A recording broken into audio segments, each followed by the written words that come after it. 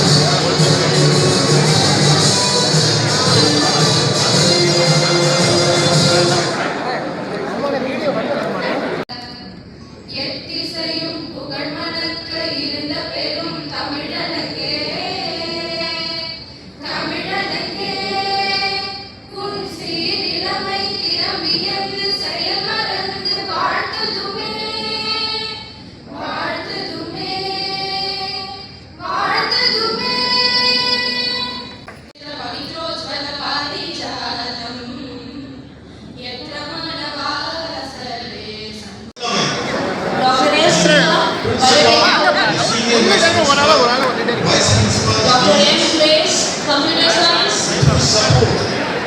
Dr. A. Shankar,